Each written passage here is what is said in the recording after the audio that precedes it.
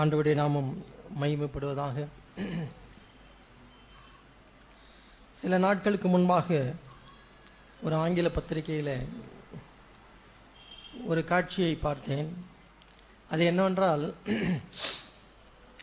எருசலேம் ஜெப ஆலயத்தை உள்ளே ஒருவன் புகுந்து, ஒரு தீவிரவாதி புகுந்து அங்கே ஒரு தாக்குதலை நடத்தி சில மரணங்கள், 5-6 பேர் அதில் இறந்து விட்டார்கள்.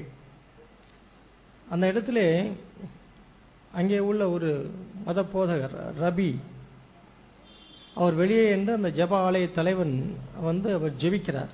இப்படி கையை இப்படி வைத்து கொண்டு அவன் வானத்தை நோக்கி, பரத்தை நோக்கி அவன் தன்னுடைய தலையை ஏறிட்டு பார்த்து அவன் ஜெபிக்கிற அந்த காட்சி, அதை பார்த்த உடனே எனக்குள்ளாக ஒன்று கேள்வி கேட்கும்படியாக என்னை வைத்தது.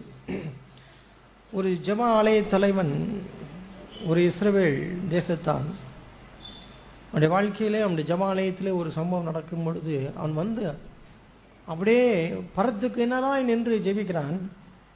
அந்த இப்படி கையிலே ஒரு புத்தகம் போல இருக்கிறது, இப்படி நின்று அவன் ஜெபிக்கிறான்.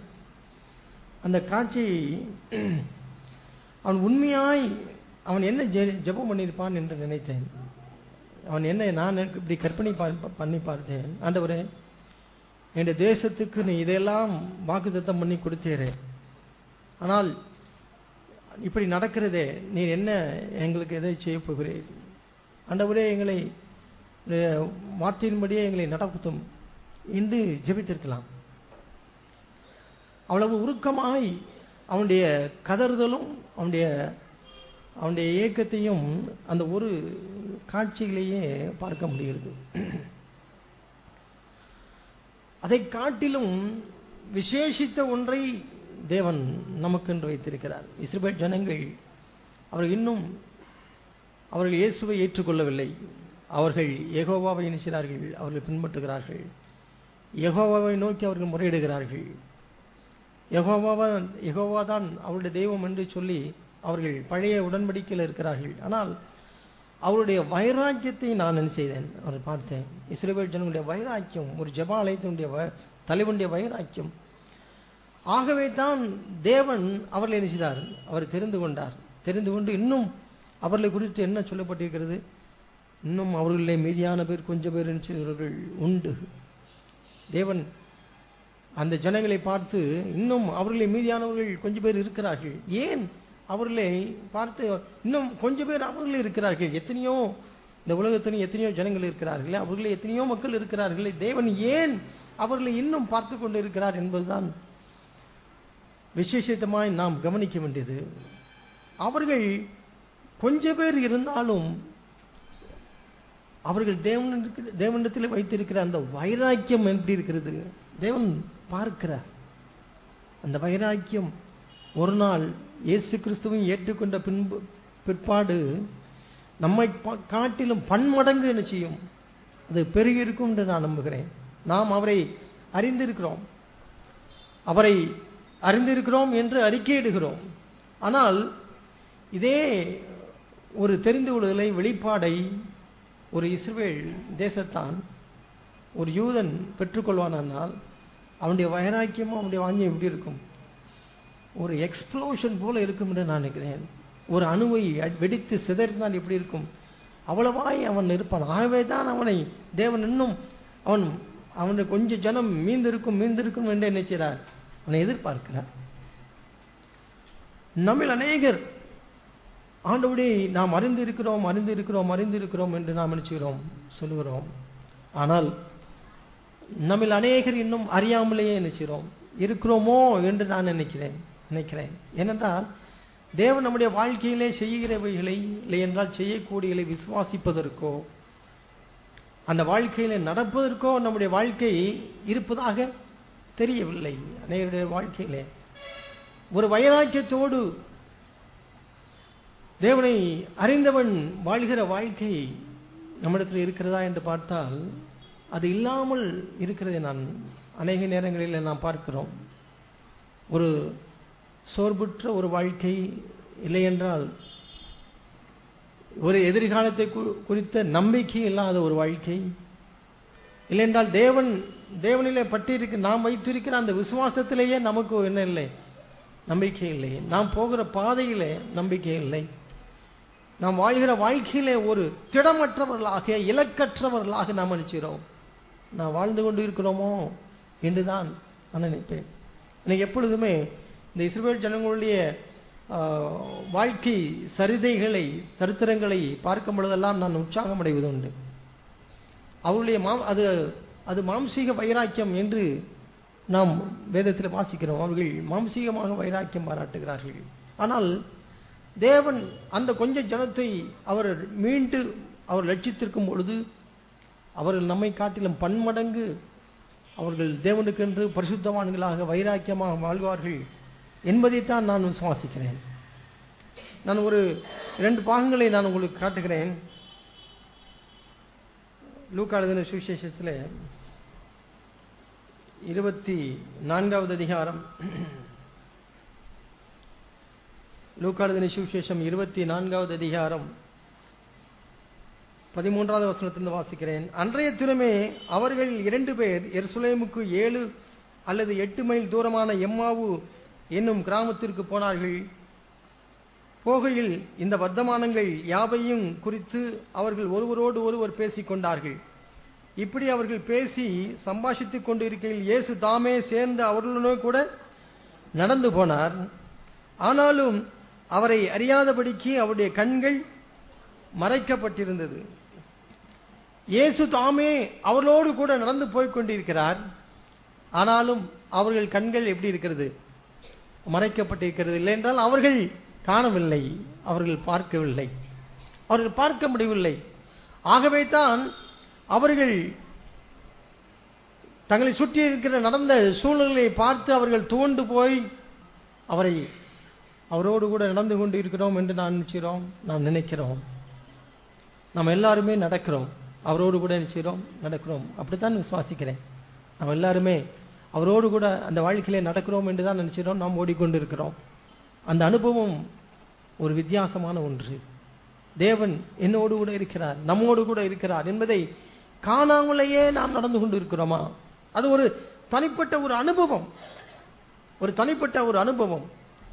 தேவன் நம்முடைய கண்களை என்ன செய்ய வேண்டும், திறக்க வேண்டும். இல்லை என்றால் தேவன் நமக்கு அவரை என்ன செய்ய வேண்டும், வெளிப்படுத்த வேண்டும். தேவன் நமக்கு அவரை வெளிப்படுத்த வேண்டும். நாம் அவரோடு கூட நடந்து கொண்டு இருப்பதாகவே நாம் நினைக்கலாம். நம்முடைய வாழ்க்கை முறைகள் நாம் அவரோடு கூட இருப்பதாக நம்ம நினைக்கிறோம், நம்மை நினைவுபடுத்துகிறது. நீ அவரோடு கூட தான் நடந்து கொண்டு இருக்கிறாய். ஏனென்றால் நீ ஞாயிற்றுக்கிழமை ஆராதனைக்கு போகிறாய், இல்லை என்றால் அவரோட பிள்ளைகளோடு நீ இருக்கிறாய் என்று நம்மை நாமே நினைத்து கொண்டு இருக்கிறோம். ஆனால் ஒரு ஒரு மனிதன் எப்படி தேவனுக்கு பிரியமானவனாக மாறுகிறான்? இப்படியே நடந்து கொண்டு இருப்பதனால் அல்ல, அவனுடைய கண்கள் திறக்கப்பட்டு அவன் தேவனை நினைச்ச வேண்டும், காண வேண்டும். அப்பொழுதுதான் தேவனை பற்றி நாம் ஒரு உண்மையான ஒரு வாழ்க்கையை நினைச்ச முடியும், வாழ முடியும். அவர்கள் சீஷர்கள் அவரோடு கூட நடந்து கொண்டே இருந்தார்கள். இயேசுவும் அவரோடு கூட இருந்தார். ஆனால் அவர்கள் நினைச்சவில்லை, பார்க்கவில்லை, அவர்கள் அறியாமலேயே இருக்கிறார்கள். ஆகவே அவர்கள் துவண்டு போன ஒரு வாழ்க்கையிலே அவர்கள் செய்து கொண்டிருந்தார்கள், வாழ்ந்து கொண்டிருந்தார்கள். நம்பிக்கை இல்லாமல் அவர்கள் பேசிக் கொண்டார்கள். ஆகவே தான் சொன்னார்கள், அவர் எங்களை மீட்டு ரட்சிப்பார் என்று நாங்கள் செய்திருந்தோம், நம்பியிருந்தோம். ஆனால் அவர் என்ன செய்து விட்டார், அவர் மரித்து விட்டார். தேவன் நம்முடைய அன்றாட சூழ்நிலையில் தேவன் என்னோடு இருக்கிறார், நம்மோடு கூட இருக்கிறார், அவரோடு கூட இருக்கிறார் என்பதை காண்பதற்கு நமக்கு கண்கள் இருக்கிறதா? இல்லை என்றால் தேவன் நம்முடைய கண்களை திறந்திருக்கிறாரா என்பதை என்ன செய்ய வேண்டும், அறிந்து கொள்ள வேண்டும். தேவன் நம்முடைய கண்களை திறந்திருக்கிறாரா?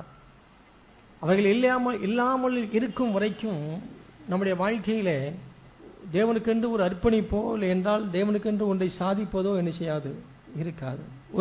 ஒரு பரிசுத்தமான ஒரு வாழ்க்கை வாழவும் என்ன செய்யாது, முடியாது. ஏனென்றால் தேவன் என்னோடு இருக்கிறதை நான் காணாவிட்டால் நான் நிச்சயவேன் என்னுடைய சொந்த முயற்சிகளிலே நான் பிரயாசப்பட்டு கொண்டு இருந்து அந்த சூழ்நிலைகளை இது சரியாகும் அது சரியாகும் என்று சொல்லி நானாக பிரயாசப்பட்டு கொண்டு என்ன செய்து விடுவேன், துவண்டு விடுவேன். தேவன் நம்மோடு கூட இருக்கிறார், என்னோடு கூட இருக்கிறார், நான் நம்மோடு கூட இருக்கிறார் என்பதை நாம் நினைச்சக்கூடாது, சொல்ல முடியாது என்று இருக்கிறேன். ஏனென்றால் தேவன் ஒரு தனி மனிதனோடு இல்லையென்றால் தனிப்பட்ட வாழ்க்கையிலே நம்மோடு ஒவ்வொருவரோடும் இருக்கிறது ஒரு தனி அனுபவம், அது ஒரு கூட்டு அனுபவம் அல்ல. தேவன் எங்களோடு இருக்கிறார் என்று சொன்னால் ஒரு 10-15 பேர் இல்லையென்றால் 2 அல்லது 3 பேர் என் நாமத்தினாலே எங்கே கூடுகிறார்கள் என்று சொன்னார்கள். வசனம் சொல்கிறது 2 அல்லது 3 பேர் குருடராக கூடியிருந்தால் அதில் எதுவும் நடக்குமா? தேவனை அறியாதவர்களாக கூடினால் நடக்குமா? ஒன்றும் நடக்காது. தேவனை அறிந்தவர்களாக நாம் கூடுகிறவர்கள் மத்தியிலே தான் என்ன இருக்கும்? பலன் இருக்கும். இந்த இருவரும் சீஷர்கள் தான். அவர்கள் ஆண்டவரோடு கூட ஒருவேளை அவர் வாழ்ந்த காலத்திலே நடந்திருக்கலாம். நாம் இன்னொரு பகுதியிலே இயேசுவோடு கூட நடந்தவர்கள் அவர் தன்னுடைய மாம்சத்தையும் இரத்தத்தையும் குறித்து பேசும் பொழுது அவர்கள் சொன்னார்கள், அவரோடு கூட நடவாமல் பின்வாங்கி போனார்கள் என்று பார்க்கும். அவரோடு கூட நடவாமல் பின்வாங்கி போனார்கள். ஆனால் இந்த காரியங்களை பாருங்கள், 24ஆம் அதிகாரத்தில் அவரை அறியாதபடிக்கு அவருடைய கண்கள் மறைக்கப்பட்டிருந்தது. அப்பொழுது அவர் அவர்களை நோக்கி, நீங்கள் துக்கம் உள்ளவர்களாய் வழி நடந்து ஒருவருக்கொருவர் சொல்லிக் கொள்கிற காரியங்கள் என்னவென்று கேட்டார். அவர்களில் ஒருவனாகிய கிளையோப்பா என்பவன் பிரயோஜனமாக, இந்நாட்களில் எருசலேமிலே நடந்தவைகளை அறியாதபடிக்கு நீர் அந்நியராய் இருக்கிறோரோ என்றான். அவர் எவைகள் என்றார். அதற்கு அவர்கள், நசரேயனாகிய இயேசுவை குறித்தவைகளே. அவர் தேவனுக்கு முன்பாகவும் ஜனங்கள் எல்லாருக்கும் முன்பாகவும் அவர் செய்கையிலும் வாக்கிலும் வல்லமையுள்ள தீர்க்கதரிசியாய் இருந்தார். 21வது வசனத்திலே, அவரே இஸ்ரவேலை மீட்டு ரட்சிப்பவர் என்று நாங்கள் நம்பியிருந்தோம். இவைகள் சம்பவித்து இன்று 3 நாளாகிறது. அவர்கள் அதை சொல்லிவிட்டு அதை இப்பொழுது எல்லாம் முடிந்து விட்டது என்று அவர்கள் முடிக்கவில்லை. நாங்கள் நம்பி இருந்தோம், இவைகள் சம்பவித்து 3 நாள் ஆகிறது. நான் இந்த வசனத்தை பார்த்த பொழுது ஒருவேளை பரவாயில்லை, அவர்கள் இப்பொழுது எங்களுடைய நம்பிக்கையெல்லாம் இழந்து விட்டது என்று நினைச்சவில்லை. அவர்கள் சொல்லவில்லை, நாங்கள் நம்பி இருந்தோம், ஆனால் இப்பொழுது அவர் மரித்து 3 நாள் ஆகிறது. இந்த சம்பவங்கள்லாம் சம்பவித்து 3 நாள் ஆகிறது. இயேசுவோடு நடந்து கொண்டு போகிற ஒரு மனுஷனுடைய வாழ்க்கை, அவன் கண்கள் திறக்க ஆயத்தமாகி அவன் நடந்து கொண்டே இருக்கும் பொழுது என்ன நடக்கும் என்பதை பாருங்கள். 27வது வசனத்திலே, மோசே முதலிய சகல தீர்க்கதரிசிகளும் எழுதின வேத வாக்கியங்கள் எல்லாவற்றிலும் தம்மை குறித்து சொல்லியவைகளை அவர்களுக்கு விவரித்து காண்பித்தார். இயேசு தம்மை ஒரு மனுஷனுக்கு வெளிப்படுத்தும் பொழுது அவர் தம்முடைய வாழ்க்கை தம்மை குறித்து எழுதியிருக்க எல்லாவற்றையும் என்ன செய்வார்? அவனுக்கு வெளிப்படுத்துவார். நான் இயேசுவை கண்டுவிட்டேன், இல்லையென்றால் இயேசு என்னுடைய கண்களை திறந்து விட்டார் என்பதற்கு ஒரு அடையாளம் என்ன தெரியுமா? இயேசு நமக்கு அவரை குறித்த ஒவ்வொன்றையும் வெளிப்பாடுகளையும் நமக்கு என்ன செய்வார்? வேத வாக்கியங்கள் மூலமாக நமக்கு என்ன செய்வார்? அவர் உணர்த்தி கொண்டே அவர் வருவார்.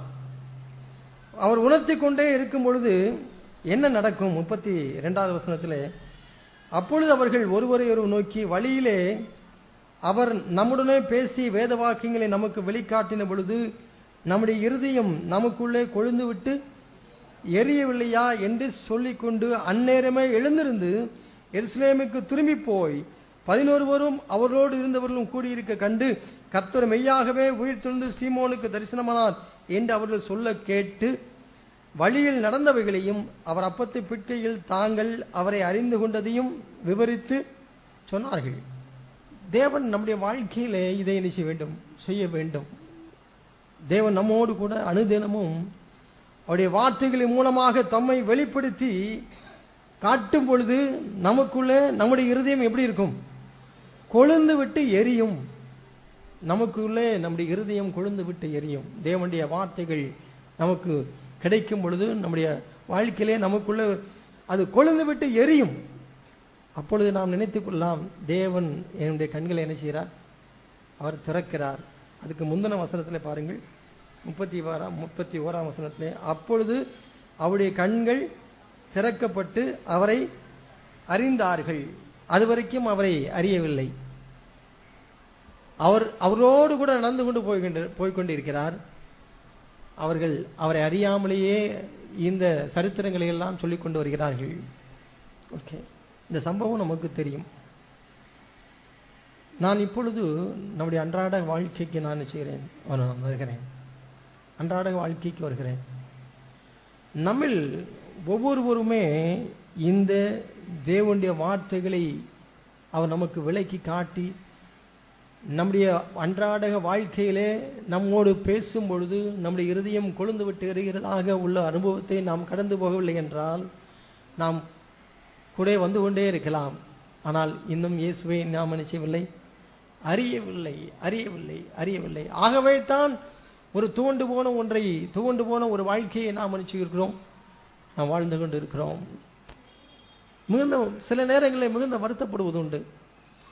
நம்முடைய இருக்கிற குடும்ப சூழ்நிலைகள், இல்லையென்றால் குடும்பத்தில் நடக்கிற சம்பவங்கள், இல்லையென்றால் தனிப்பட்ட வாழ்க்கையிலே நமக்கு ஒரு லட்சியம் இல்லாத ஒரு வாழ்க்கையை வாழ்கிறதை நாம் பார்க்கும் பொழுதெல்லாம் என்னுடைய ஜனங்கள் தேவனை அறிந்திருக்கிறார்களா? என்னுடைய ஜனங்கள் தேவனை அறிந்திருக்கிறார்களா? இல்லை என்றால் அவரோடு கூட நடக்கிறோம் என்று சொல்லி சும்மா நடந்து கொண்டே இருக்கிறார்கள், அவர் அறியாமலேயே நடந்து கொண்டு இருக்கிறார்களா? நம்முடைய வாழ்க்கையிலே இதை நாம் ஒரு முறையாவது நம்முடைய வாழ்க்கையிலே தேவன் நம்முடைய கண்களை திறந்து பின் தொடர்ந்தெழுச்சியாய் தேவன் தம்முடைய வார்த்தைகளை நமக்கு காட்டுவது மூலமாக நம்முடைய இருதயம் கொளிந்து விட்டுகிற அனுபவத்தை நாம் நினைச்ச வேண்டும், நாம் பெற்றுக்கொள்கிறவர்களாய் நாம் இருக்க வேண்டும். 45வது வசனத்தை பாருங்கள். நான் 44ஆம் வசனத்திலிருந்து நான் வாசிக்கிறேன். அவர்களை நோக்கி, மோசேயின் நியாயப்பிரமாணத்திலும் தீர்க்கதரிசனத்தின் ஆகமங்களிலும் சங்கீதங்களிலும் என்னை குறித்து எழுதியிருக்கிற எல்லாம் நிறைவேற வேண்டியதென்று நான் உங்களோடு இருந்தபோது உங்களுக்கு சொல்லிக் கொண்டிருந்த விசேஷங்கள் இவைகளே. எவைகளெல்லாம் சொல்கிறார்? நியாயப்பிரமாணங்கள், தீர்க்க தரிசன புத்தகங்கள், சங்கீதங்கள். இன்றைக்கு நமக்கு என்ன இருக்கிறது? புதிய உடன்படிக்கையின், புதிய ஏற்பாட்டின் ஒவ்வொரு நிருபங்கள். இவைகள் எல்லாவற்றிலும் இருந்தும் நமக்கு தேவன் சொல்லிக் கொண்டிருக்கிற விசேஷங்கள் இவைகளே என்றார். அப்பொழுது வேத வாக்கியங்களை அறிந்து கொள்ளும்படி அவருடைய மனதை அவர் திறந்து அவர்களை நோக்கி, எழுதியிருக்கிறபடி கிறிஸ்து பாடுபடவும் 3ஆம் நாளில் மரித்தோரிலிருந்து எழுந்திருக்கும் வேண்டியதா இருந்தது. அன்றியும் மனம் திரும்புதலும் பாவ மன்னிப்பும் எருசலேம் தொடங்கிய சகல தேசத்தாருக்கும் அவருடைய நாமத்தினாலே பிரசங்கிக்கப்படவும் வேண்டியது. நீங்கள் இவைகளுக்கு சாட்சிகளாயிருக்கிறீர்கள். சீஷர்கள் கூடியிருக்கிறார்கள். அவரை 3.5 வருட காலம் அவரை பின்பற்றி இருக்கிறார்கள். ஆனால் மறுபடியும் அவர் தம்மை அவர்களுக்கு வெளிப்படுத்தி இப்ப என்ன செய்யறாராம்? அவருடைய மனதை திறக்கிறார். அவருடைய மனதை திறந்து அவர்களுக்கு வேத வாக்கியங்களை என்ன செய்கிறார்? அப்போ 3 வருஷ காலமும் அவரோடு கூட பேசிக்கொண்டிருந்த வார்த்தைகள் எல்லாம் என்னது? ஜீவ வார்த்தைகள் தானே. அப்போ இங்கே என்ன நடக்குது? அந்த நாளில என்ன நடக்குது? அவருடைய மனதை திறந்து அவரை அறிந்து கொள்ளும்படியாய் செய்து வேத வாக்கியங்களின் ஒவ்வொன்றும் அவருக்கு உயிரோட்டம் உள்ளதா என்ன செய்கிறார்? அவர் கொடுக்கிறார். வேத வாக்கியங்கள் ஒவ்வொன்றையும் அவர்களுக்கு என்ன செய்கிறார்? விளக்கம் காரியங்களை அறிந்து கொள்ளும்படிக்கு திறக்கிறார். அருமையானவர்களே, நாம் சாதாரணமான நம்முடைய அன்றாட ஒரு சூழ்நிலையிலே சிறு சிறு விஷயங்களை வைத்துக்கொண்டு நாம் அதிலேயே குழம்பிக் கொண்டு சுற்றி கொண்டே நாம் நினைச்சுகிறோம் இருக்கிறோம். தேவன் நம்முடைய கண்களை என்ன செய்ய வேண்டும்? திறக்க வேண்டும். தேவன் நம்முடைய கண்களை திறக்க வேண்டும். தேவன் நம்மளுக்கு வாழ்க்கைக்கு என்ற ஒரு லட்சியத்தை தேவன் நமக்கு திறக்க வேண்டும். இல்லை என்றால் சாதாரண விஷயங்களிலேயே நம்மை மூழ்கி கொண்டு நம்மை ஆழ்த்தி கொண்டே நாம் நினைச்சுகிறோம், நாம் இருக்கிறோம். தேவன் நமக்கென்று பெரிய காரியங்கள் வைத்திருக்கிறார். அவன் அந்த சிஷ்யருக்கு சொல்கிறார், வேத வாக்கியங்கள் எல்லாம் காண்பித்து விட்டு இவைகளுக்கு நீங்கள் சாட்சிகள், இவைகளுக்கு நீங்கள் சாட்சிகள். இப்ப நம்ம என்ன நினைக்கிறோம்? இவைகளுக்கெல்லாம் யார் சாட்சிகள்? அந்த சீஷர்கள் சாட்சிகள். இவைகளுக்கெல்லாம் யார் சாட்சிகள்? இயேசு அன்றைக்கு சொன்னாரே அந்த சீஷர்கள் சாட்சிகள் என்று நினைக்கிறோம். அதனால தான் பிரச்சனையாகவே இருக்கிறது. இவைகளுக்கெல்லாம் யார் சாட்சிகள்? நாங்கள் சாட்சிகள் என்று இப்போ நம்ம எல்லாரும் சொல்ல முடியுமா? நம்ம சொல்ல பயப்படுறோம். ஏன் தெரியுமா? தேவன் நம்முடைய கண்களை நினைச்சவில்லை, திறக்கவில்லை. அந்த அனுபவத்தை ஒரு சாதாரண ஒரு வாலிபன் நினைச்சவில்லை, அடையவில்லை, ஒரு சகோதரன் அடையவில்லை. ஆகவே தான் அவருடைய வாழ்க்கை இப்படி இருக்கிறது. அநேக வேத வாக்கியங்களை நாம் அறிந்து கொள்ளும் பொழுதுதான் இவைகளுக்கு அவர்கள் சாட்சிகள் என்று நினைக்கிறோம். ஏனென்றால் இயேசு அவர்களை பார்த்தான் சொன்னார். தேவன் இன்றைக்கு நம்மிடத்தில் வந்திருந்தா என்ன செய்திருப்பார்? என்ன நடந்திருக்கும்? தேவன் நம்ம கூடி இருக்கிற சூழ்நிலையில பதட்டமாய் கதவுகள் எல்லாம் அடைக்கப்பட்டு அங்கே என்னென்ன சம்பவங்களும் நடக்கிறது என்று சொல்லி நம்ம கதவை அடைத்து கொண்டு நாம் இங்கே ஆராதிக்கும் பொழுது தேவன் நம்ம இடத்திலே வந்து வருவார் என்றால் என்ன சொல்வார்? அவர் வேத வாக்கியங்களை அறிந்து கொள்ளும்படி நம்முடைய மனதை அவர் திறந்து நம்மை நோக்கி எழுதியிருக்கிறபடி இவைகளெல்லாம் கடைசி காலத்திலே சம்பவிக்கும் அல்லவா என்று சொல்லி மனம் திரும்புதலும் பாவமன்னிப்பும் எருசலேம் தொடங்கி இவைகள் எல்லாவற்றுக்கும் பிரசங்கிக்கப்படணும். நீங்கள் இவைகளுக்கு சாட்சிகளாக இருக்கிறீர்கள்.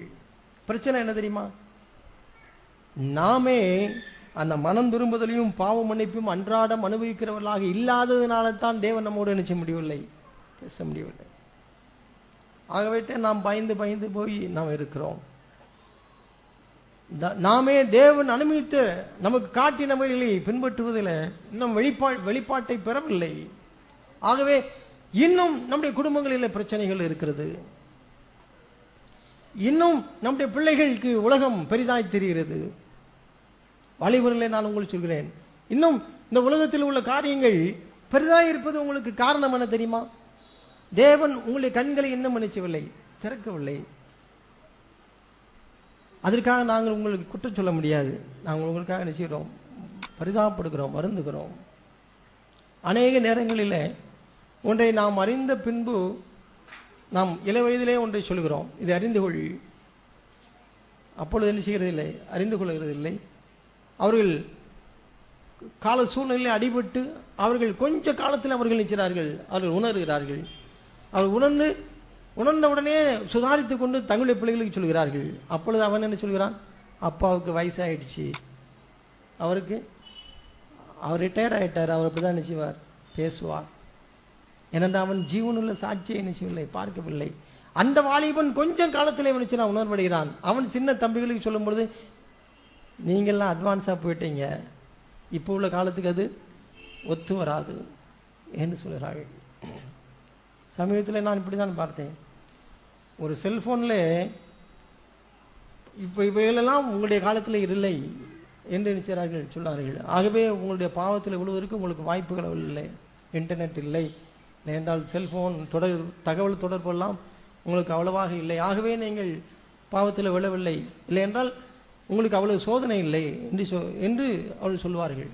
நான் சொன்னேன், எங்கே பாவம் இருக்கிறதோ அங்கே என்ன இருக்கிறது? கிருபையும் பெருகி இருக்கிறது. எங்களுக்கு அப்பொழுது உடனே எடுத்த உடனே தேவனுடைய வார்த்தை அறிவுறதுக்கு செல்போனில் உடனே அடித்த உடனே மெசேஜ் வருமா? இல்லைன்ற கையடக்க கருவியில் தேவன் அத்தனை வார்த்தைகளையும் கிடைக்குமா? கிடையாது. பைபிளை தூக்கி திறந்து பார்த்தா தான் நிச்சயம் தேவனுடைய வார்த்தைகள் இருந்து கொள்ள முடியும். இப்போ உங்களுக்கு எப்படி இருக்கிறது? நீங்கள் பஸ்ஸில் போகும்போதே சோதனையும் அதிகம் இருக்கிறது, நெட்டும் இருக்கிறது. நெட்டுனால என்ன? வலை தான். உங்களை நம்மை சிக்க வைக்கிற வலைக்கு பேர் தான் நெட்டு. அவைகள் இருக்கும்போதே உங்களுக்கு இப்பவும் தேவனுடைய வார்த்தையும் அவ்வளவு சமீபமாக இருக்கிறது. நீங்கள் தேவனுக்கு பிரியமாய் வாழ வேண்டும் நினைத்தால் உங்கள் கையடக்க கருவியில் என்ன இருக்கிறது? வேத வாக்கியங்கள் இருக்கிறது. தேவனுடைய பிள்ளைகள் அனுப்பும் SMS மெசேஜ் இருக்கிறது. இவைகளெல்லாம் அப்படி யாருக்கு இல்லை? உங்களுடைய பெற்றோருக்கு இல்லை, உங்களுடைய மூத்த சகோதரர்களுக்கு இல்லை. ஆகவே எந்த காலத்தில் தேவன் எவ்வளவு விதமான சூழல் இருக்கிறதோ அவளுக்கு தகுந்த மாதிரி தேவன் உங்களுக்கு மன்னிச்சார், கொடுக்கிறார். சூழ்நிலைகள் எல்லாம் மாறிவிட்டு சொல்ல நினைக்காதீர்கள். நீங்கள் மாறவில்லை என்பதை எப்பொழுது பார்ப்பீர்கள்? நீங்கள் 40 வயது அடையும் பொழுது சொல்வீர்கள், காலமெல்லாம் மாறவில்லை, அப்படித்தான் இருக்கிறது. தேவனையிலிருந்து என்ன பண்ணணும்? கண்ணை திறக்காதவன் பேசிக்கொண்டே செய்யலாம். தேவனை அறிந்திருக்கிற மனுஷனுக்கு என்றாலும் ஒரே நாள் தான். அவன் தேவனை அறிந்தவன், அவன் தேவனுக்கு என்று ஒரு லட்சியம் வைத்திருக்கிறான். தேவனை மீட்டுக் கொண்டார். பாவ மன்னிப்பும் மனம் திரும்புதலும் இந்த உலகத்தில் உண்டு, அதை நான் அனுபவித்திருக்கிறேன். அதுதான் என்னுடைய வாழ்க்கையின் அச்சாரம். அவைகளுக்காகவே நான் ஜீவனுள்ள சாட்சியாக இருக்கும்படியாகவே நான் அழைக்கப்பட்டிருக்கிறேன். நான் உருவாவதற்கு முன்னமே தேவன் என்னை கருவிலே தெரிந்து கொண்டார். இது விசுவாசிக்கிறீங்களா?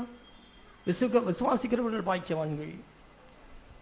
நான் தேவனால் தெரிந்து கொண்டிருக்கிறேன் என்று நாம் நினைக்கிறோமா? இல்லை. தேவன் மார்ட்டின் லூத்தரை நினைச்சார், தெரிந்து கொண்டார். தேவன் சகரியா பூனன் அவர்களை நினைச்சார், தெரிந்து கொண்டார். அவர்கள் எல்லாரும் சாட்சிகளா இருக்கிறார்கள். நான் தேவன் என்னை தெரிந்து கொண்டார் விசுவாசிக்கிறோமா? இல்ல. தேவன் என்னை தெரிந்து கொண்டார். விசுவாசிக்கிறவங்களாம் ஒரு அல்லையே சொல்லுங்க பார்ப்போம். அடிப்படையிலே இருக்கிற சகோதரிகளை தேவன் தெரிந்து கொண்டார் என்று விசுவாசிக்கிறீர்களா? தேவன் தெரிந்து கொண்டார். நீங்கள் தேவனுக்கு என்று சாட்சியாய் வாழ முடியுமா? முடியும். நாம் அப்படி கண் திறக்கப்பட்டவர்களாக இல்லை. ஆகவே தான் என்ன செய்கிறோம்? எனக்கு என்ன தெரியும், நான் கிச்சன்ல தான் இருக்கிறேன், எங்களுக்கு சபையில கூட பேசுவதற்கு கூட அனுமதி இல்லை. என்ன நினைக்கிறீர்கள்? நீங்கள் தேவனுக்கு என்று சாட்சிகளாக இருக்க முடியும். தேவனுக்கு என்று விசேஷித்த பரிசுத்தவான்களை எழுப்ப முடியும். அதை விசுவாசிக்க வேண்டும். தேவனே என்ன எத்தனை சகோதரிகளை இந்த சரித்திரத்திலே நாம் கிறிஸ்துவ பெண்மணிகளாக சாட்சிகளாக பார்க்கிறோம். அத்தனை பேரும் பிறக்கும் பொழுதே அப்படி என்று பிறந்தார்களா? இல்லை. அவர்கள் வாழ்ந்து தேவனுக்கு என்று காண்பித்தார்கள். தேவன் அவருடைய கண்களை திறந்திருந்தார். தேவன் அவருடைய கண்களை திறந்தார். ஆகவே தான் அவருடைய கண்கள் எடுத்த உடனே ஒரு கடையில் போன உடனே பழிச்சென்று எல்லாம் அந்த மோகம் மன்னிச்சவில்லை, வரவில்லை. ஏனென்றால் அவளுடைய பார்வை அதை காட்டிலும் தாண்டி இருந்தது. நம்முடைய பார்வை கடையில் போன உடனே இருக்கலாம் எனக்கு தான் என்று நினைக்கிறீர்களா? நம்முடைய சிந்தனை கண்களே அணிச்ச வேண்டும். தேவன் நம்முடைய கண்களை திறக்க வேண்டும். எனக்கு நான் இன்னொரு வகையில் பாருங்க, இவைகள் எல்லாம் எனக்கு கிடைக்காது என்று நினைக்கிறார். தேவன் எல்லாவற்றையும் நினைச்சுவார், நமக்கு தருவார். அப்படி விசுவாசிங்கள். ரெண்டு பக்கமும் சுவாசிக்க வேண்டும். தேவன் இவைகளுக்கெல்லாம் நம்முடைய பிள்ளைகளுக்கு கிடைக்காது என்று நினைக்கிறீர்களா? கிடைக்கும். இதை காட்டிலும் விசேஷித்தது கிடைக்கும். அதைத்தான் நான் நினைக்கிறேன். ஒரு 10,000 ரூபாய் பட்டு எடுத்து விட்டால் அதை பெரிது என்று நினைக்கிறார்கள். நான் ஒரே நாள் போடக்கூடிய ஒரு ஆடை, தேவன் எனக்கு 1000 நாள் போடக்கூடிய ஒரு ஆடையை நிச்சயமா கொடுப்பேன். 10,000 ரூபாய் பட்டு எடுத்தா எத்தனை நாள் போடலாம்? ஒரு நாள் 2 நாள் போடலாம். தேவன் எனக்கு அனுதினமும் போடுவதற்கு ஆடைகளை கொடுத்திருக்கிறார், விதவிதமாய். அப்படி விசுவாசியுங்கள். தேவன் நமக்கு என்ன வைத்திருக்கிறார் அதை விசுவாசிக்க முடியவில்லை. நான் ஒரு காட்சியை பார்த்தேன். ஒரு பெரிய யானை, அந்த யானையை 4-5 சிங்கங்கள் போய் அந்த பெரிய யானை அப்படி இப்படி தன்னை பாதுகாக்க வழி தேடினது. ஆனால் சிங்கங்கள் விடவில்லை. ஒன்று மேலே ஏறி நின்று அதை பிடித்து இழுக்கிறது, ஒன்று எடுக்கு. கடைசியில் பரிதாபமாய் அது கீழே விழுந்த காட்சியை நான் பார்த்தேன். இதுவும் ஒரு காட்சி தான். ஆனால் சமீபத்தில் இன்னொரு காட்சியை பார்த்தேன். ஒரு சின்ன யானைக்குட்டி, கொஞ்சம் ஆவரேஜ் யானைக்குட்டி தான். அதை சுற்றி 14 சிங்கங்கள் அவைகளை கடிக்க என்ன செய்கிறது, முயற்சிக்கிறது. ஆனால் 14 சிங்கங்களிலிருந்தும் இருந்து அதை என்ன செய்கிறது, தன்னை காத்து கொண்டு வெளியே வருகிறது. அந்த காட்சி இன்றைக்கு இந்த யூடியூப்ல எத்தனையோ லட்சக்கணக்கான மற்ற மக்கள் நினைச்சு விட்டார்கள், பார்த்து விட்டார் சிறிய நாட்களில். அந்த காட்சிகள்லாம் பார்க்கும்போது நாம் இப்படியெல்லாம் பார்க்கும்பொழுது நான் ஆவிக்குரிய அர்த்தங்களை தான் பார்க்கிறேன். தேவன் எனக்கென்று ஒன்றை என்ன செய்திருக்கிறார், கொடுத்திருக்கிறார். அதை விசுவாசிக்க வரைக்கும் நான் 14 சிங்கங்களை பார்த்து கொண்டிருப்பேன். என் தாய் பெரிய யானை 4 சிங்கங்களை என்ன செய்ய முடியவில்லை, சமாளிக்க முடியல. பரிதாபமாக விழுந்ததை நான் பார்த்தேன், என் மனம் உருகிவிட்டது என்று அந்த குட்டி சொல்லிக் கொண்டிருந்தால் நடக்குமா? அப்படித்தான் இன்றைக்கு பார்க்கிறார்கள் நம்முடைய பிள்ளைகள். என்னுடைய பெற்றோர் இப்படி இருக்கிறார்கள். ஏன் நம்முடைய கண்கள் திறக்கப்படவில்லை? நாம் மனம் திரும்புதலும் பாவ மன்னிப்பும் இருக்கிற அனுபவத்தை நாமே என்ன செய்யவில்லை, அது அனுதினமும் பெறவில்லை. ஆகவே தான் அந்த உலகத்தில் சாட்சியிட்டவர்களாகவும் ஜீவன் இல்லாதவர்களாகவும் வாழ்ந்து கொண்டே இருக்கிறோம். சாதாரண ஒரு சின்ன சிங்கம் 14 சாதாரண சின்ன யானை, குட்டி யானை 14 சிங்கங்களை அது துரத்துகிறது. முடியுமா? முடிகிறது. தேவன் நமக்கு இருக்கிறவர்களை கண் காணவும் இல்லை, காதுகள் கேட்கவும் இல்லை. இவைகளை காட்டிலும் பெரியானவர்களை தேவன் நமக்கு நினைச்சிருக்கிறார், வைத்து வைத்திருக்கிறார். கண் தெரியாதவர்களாகவே நாம் இந்த சூழலில் சிறு சிறு விஷயங்களுக்காக நம்முடைய குடும்பத்திலே சண்டை போட்டுக்கொண்டு, மாமியார் மருமகனும் இல்லை என்றால் அண்ணன் தம்பி அக்கால் தங்கை குடும்பத்திலே சகோதரர்களுக்குள்ளே தேவனை அறியாதவர்களாக இருப்பதனாலே நம்முடைய ஜீவியம் எல்லாம் எப்படி இருக்கிறது, குட்டையிலே மூழ்கி இருக்கிறது. கிணற்றுக்குள்ளே இருக்கிற தவளைகள் போல நாம் இருந்து கொண்டு குட்டையிலே சுற்றி கொண்டே இருக்கிறோம். தேவன் என்னை கொண்டு இந்த திருச்சபைக்கு சாட்சி, என்னை திருச்சபைக்கு சாட்சியாக வைத்திருக்கிறார். நான் அநேகருக்கு சாட்சியாய், அவர் சொன்னார், நீங்கள் எனக்கு சாட்சிகள் என்பதை நான் நிரூபிப்பேன். தேவன் என்னை மூலமா என்னை தெரிந்து கொடுக்கிறார் என்று சொல்ல முடியுமா சகோதரிகள்? இந்த உலகத்துக்காக வாழ வேண்டும் என்று நினைக்கிறோம். அவர்களுக்கு ஒரு இலக்கும் இல்லை, ஒரு விஷனும் இல்லை. எரேமியா தீர்க்கதரிசியுடைய காரியங்கள்லாம் பார்த்தால் அவன் 40 வருஷம் தீர்க்க தரிசனம் செய்து சொல்லிக்கொண்டே போகிறான். இப்பொழுது இந்த பாபிலோன் ராஜா எருசலேமை சுற்றி அவன் எருசலேமை பிடிப்பதற்காக கூடாரம் போட்டு விட்டாயிற்று. இப்போ உள்ள ஜனங்கள் இருக்கிறார்கள். ஜனங்களுக்கு மத்தியில் யாரு எரேமியா என்ன சொல்கிறார்? நீங்கள் எல்லாம் பிடிபட்டு உங்களை என்ன செய்வான், அவன் இழுத்து கொண்டு போவான் என்று சொல்லிக் கொண்டு இருக்கிறான். ஆகவே இவனை பிடித்து என்ன செய்கிறார்கள், சிறையிலே போட்டிருக்கிறார்கள். பாருங்கள், அதிலேயும் அந்த எரேமியா தீர்க்கதரிசி ஏதாவது மாற்றம் சுற்றி இருக்கிற செய்திகளை கேட்கும் பொழுதும் என்ன செய்திருப்பார்? நான் சொன்னது எத்தனை வருஷ காலம், 40 வருஷ காலமாக ஜனங்கள் சொல்லியிருக்கிறார், மனம் திரும்பு, மனம் திரும்பு. ஒருவேளை தேவன் நினைச்சுவார், தம்முடைய முடிவை மாற்றுவார் என்று சொல்லிக்கொண்டே இருக்கிறார். இன்றைக்கும் சிறு வயதிலிருந்தே நாம் பிரசங்கித்துக் கொண்டே இருக்கிறோம் தேவனுடைய வார்த்தைகளை. நீங்கள் கேட்டுக்கொண்டே இருக்கிறீர்கள், நம்முடைய சிறு பிள்ளைகள் கேட்டுக்கொண்டே இருக்கிறார்கள். ஆனால் இன்னும் அந்த அனுபவத்தை பெறாதவர்களாக இருப்போம் என்றால் நம்முடைய வீழ்ச்சி உற்ற வாழ்க்கையில ஒரு விஷன் இல்லாமல் செத்து மடிந்த லட்சக்கணக்கான மக்களைப் போல, கோடிக்கணக்கான மக்களைப் போல நாம் என்ன செய்வோம், அவர்கள் ஒருவராக என்ன செய்வோம் இருப்போம். அதற்காக தேவன் அழைத்திருக்கிறாரா? இல்லை. மரித்தும் உயிரோடு இருந்து பேசுகிறவருடைய வாழ்க்கையை போல நம்முடைய வாழ்க்கையை என்ன செய்ய வேண்டும், அதுக்காக தான் நம்ம அழைத்திருக்கிறார். சாதாரண சகோதரிகளாக இல்லை, எத்தனை சகோதரிகள் தேவனுக்கென்று வாழ்ந்திருக்கிறார்கள், உண்மையாய் வாழ்ந்திருக்கிறார்கள். என்னுடைய மாமிசம் பலவீனமானதுதான். ஆனால் தேவனிடத்தில் ஆண்டவரே உம்முடைய பிள்ளைகளை நடத்துகிற ஒரு மனுஷனாக என்னை மாற்றும், என்னை சாட்சியாக மாற்றும் என்று சொல்லி நான் விரும்புகிறேன். பொறுமையாய் சொல்கிறேனா? இல்லை. உங்களையே அப்படியே தேவன் நினைக்கிறார். நீங்க எல்லாரையும் ஒவ்வொருவரையும் அப்படி நினைக்கிறார். இந்த உலகத்தில் நீங்கள் அதற்கு சாட்சிகள் என்று சொன்னாரே, அதில் யாராவது விட்டு வைத்தாரா? இல்லை. தேவனுடைய சீஷர்களாகி கூடி வந்திருக்க ஒவ்வொருவரையும் சொன்னார், நீங்கள் அவருக்கு சாட்சிகள். 2 பேதுருவில் அப்போஸ்தலனாகிய பேதுரு சொல்கிறதை பாருங்கள். 2 பேதுருவில் 1வது அதிகாரம் 14ஆம் வசனத்திலிருந்து நான் வாசிக்கிறேன். இந்த கூடாரத்தில் நான் இருக்கும் அளவும் உங்களை நினைப்பூட்டி எழுப்பிவிடுவது நியாயம் என்று எண்ணுகிறேன். மேலும் நான் சென்று போன பின்பு இவைகளை நீங்கள் எப்பொழுதும் நினைத்துக்கொள்ள ஏதுவாய் இருக்கும்படி பிரயத்தனம் பண்ணுகிறேன். நாங்கள் தந்திரமான கட்டுக்கதைகளை பின்பற்றுகிறவர்களாக அல்ல, அவருடைய மகத்துவத்தை கண்ணார கண்டவர்களாகவே நம்முடைய கர்த்தராகிய இயேசு கிறிஸ்துவின் வல்லமையையும் வருகையையும் உங்களுக்கு என்ன செய்கிறோம், அறிவித்தோம். இவர் என்னுடைய நேசகுமாரன், இவரிடத்தில் பிரியமாயிருக்கிறேன் என்று சொல்கிற சத்தம் உன்னதமான மகிமையிலிருந்து அவருக்கு உண்டாகி பிதாவாகிய தேவனால் அவர் கனத்தையும் மகிமையும் பெற்றபோது அவரோடு கூட நாங்கள் பரிசுத்த பருவத்தில் இருக்கையில் வானத்திலிருந்து பிறந்த அந்த சத்தத்தை கேட்டோம். இதெல்லாம் இந்த வாக்கியங்கள்லாம் வாசிக்கும் போது எப்படி இருக்கிறது? ஏதோ ஒரு சரித்திரங்களை சொல்லுகிறவர்களாக இல்லை. அதைத்தான் அதுக்கு முன்பாக சொல்லுகிறார். நாங்கள் ஏதோ கதைகள் வியாக்கியானங்கள் இவைகளை பேசுகிறவர்களாக இல்லை. நாங்கள் அவரை கண்டவர்களாக நாங்கள் சொல்கிறோம். அப்போஸ்தலனாகிய யோவான் அதைத்தான் உண்மையான எழுதுவார். நாங்கள் தொட்டதும் கண்டதும் புழங்கினதும், இந்த வார்த்தைகள் எல்லாம் எப்படி நம்மை உற்சாகப்படுத்துகிறது? ஆண்டவரே, நான் உம்மை தொட்டு புழங்கி கண்ணார கண்டு இந்த மகத்துவத்தை அனுபவிக்கிற மனுஷனாக நான் நினைச்ச வேண்டும், நான் இருக்க வேண்டும். ஏதோ மடிந்து போன ஏராளமான ஜனங்களோடு மடிந்து போகிற ஒரு மனுஷனாக அல்ல, உயிருள்ள சாட்சிகளாய் மரித்தும் பேசுகிறேன் என்று சொல்கிறார்கள். அவர் மரித்தும் பேசுகிறார். ஏன்னா எத்தனை பேர் மரித்திருக்கிறார்கள், அவர்கள் மரித்தும் நினைக்கிறார்கள், பேசுகிறார்கள். அப்படி இருக்க வேண்டும் என்று நீங்கள் நினைக்கிறீர்களா? இல்லை. இந்த உலகத்திலே அற்பமான காரியங்களுக்காக சண்டை போட்டுக்கொண்டு, இல்லை என்றால் அவைகளிலே சுழண்டு கொண்டு இருக்கிறீர்களா?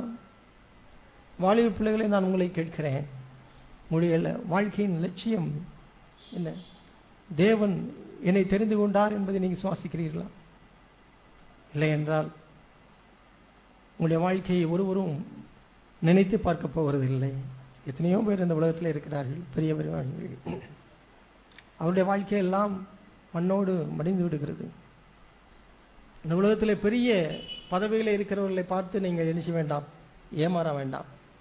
இந்த உலகத்திலே நம்முடைய முன்பாக இருக்கிற எதிர்ப்பு சூழ்நிலையை பார்த்து நீங்கள் நினைச்ச வேண்டாம், ஏமாற வேண்டாம்.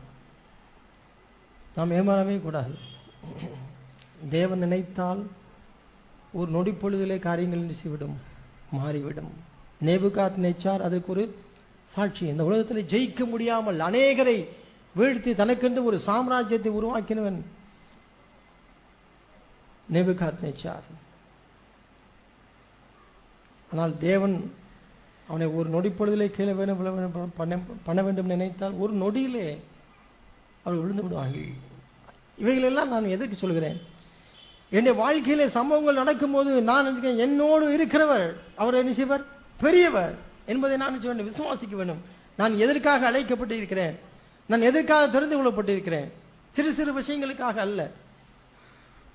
என்னை தேவன் தெரிந்து கொண்டார். ஒரு உன்னதமான ஒரு லட்சியம். தேவன் என்னை தெரிந்து கொண்டார். நான் அவருக்கு சாட்சியாக இருக்கிறேன். இந்த உலகம் கடந்து போகிறது. ஒரு சிங்கத்தை 2-3 சிங்கங்கள் சேர்ந்து ஒரு பெரிய சிங்கத்தை கடித்து குதறிவிட்டது. அந்த காட்சி அவ்வாறு நடக்கிறது இல்லை. ஆனால் சிங்கங்களுக்குள்ளே மோதி ஒரு பெரிய சிங்கத்தை அவர் கடித்து குதறி அந்த சிங்கம் இறந்து விட்டது. உடனே அந்த சிங்கத்தினுடைய சதைகளை எல்லாம் மற்ற சிங்கங்கள் தின்னுவிட்டு அப்படியே மிச்சம் மீதி கிடக்கிறது. அடுத்த நாள் அந்த காட்சி என்னவென்றால், ஒரு ஆகாயத்து ஒரு பறவை வந்து அதை எஞ்சுகிறது. வல்லூர் வந்து அதை பிச்சு கொண்டு இருக்கிறது. அது போக கொஞ்சம் மிச்சம் கிடக்கிறது. அதை ஒரு ஓநாய் வந்து, ஓநாயே இல்லை என்றால் ஒரு காட்டு நாய் அதை இழுத்து கொண்டு போகிறது. ஒரு பொருளை கவ்வி கொண்டு போகிறது. அந்த பொருள் என்ன தெரியுமா? அந்த சிங்கத்தின் முகம். அந்த சிங்கத்தை ஒரு நாய் கவ்வி கொண்டு என்ன செய்கிறது? போகிறது. அப்பொழுதுதான் அந்த வர்ணையாளன் சொல்கிறான், 4 ஆண்டு காலம் இந்த காட்டுக்கு ராஜா யார்? இந்த சிங்கம் தான். அதனுடைய நடையும் அதனுடைய குரலும் அந்த அவ்வளவு தோரணையாக நிச்சயம் இருக்கும். அந்த சத்தத்தை கேட்டாலே இந்த காட்டின் எல்லா மிருகங்களும் என்ன செய்துவிடும்? அமர்ந்து விடும். ஆனால் அப்பேற்பட்ட ஒருவனுடைய தலையை ஒரு நாய் கவ்வி கொண்டு போகிறதை பார்க்கும் பொழுது எனக்கே சங்கடமாக இருக்கிறது என்று சொல்லி அந்த வர்ணையாளர் சொன்னான். நான் நினைத்தேன், தேவன் நினைத்தால் ஒரு பெரிய ஒரு மனுஷனை கூட நாய் இழுத்து கொண்டு போகும்படி என்ன செய்து விடுவார்? செய்வார். நீ 4 ஆண்டுகள் ராஜாக்காக இருக்கலாம். அப்படிதான் நான் பார்க்க வேண்டும். தேவன் என்னுடைய வாழ்க்கையிலே எது பெரிய சிங்கம் போல இருக்கிற ஒன்றை காட்டி நம்மை பயமுறுத்தி கொண்டு இருக்கிறதா? தேவன் நினைத்தால் மறுநாளிலேயே நாய் இழுத்து கொண்டு போகும். அது இன்னும் அந்த முகம் அப்படித்தான் இருக்கிறது. ஆனால் அது யார் கவி கொண்டு போகிறார்? ஒரு செத்த நாய். நாய்க்கு அடைமொழி என்னது? செத்த நாய். ஆனால் சிங்கத்துக்கு ராஜசிங்கம். ஆனால் தேவனுடைய கருத்தில் இருக்க மட்டும்தான். தேவனு முன்பாக நெஞ்சு பெருமை பாராட்டினா தேவன் ஒரு நொடி பொழுதில் என்ன செய்து விடுவார்? இறக்கி விடுவார். நமக்கு இருக்கிற சம்பவங்கள் எல்லாருடைய சூழ்நிலை எல்லாவற்றையும் பாருங்கள். அதை நம்மை பெருமையாய் நின்று தேவனை பின்பற்றினாயே என்று சொல்லி நம்மை பார்த்து ஏளனம் பண்ணுகிறதாக நீங்கள் பார்க்கிறீர்களா? ஒன்றும் செய்ய வேண்டாம். ஆண்டுடைய சமூகத்திலே போயிருந்தால் அவைகளை நிச்சயம் தேவன் தொட்டால் அடுத்த நாளே அது நாய் கூட இழுத்துட்டு போகும்.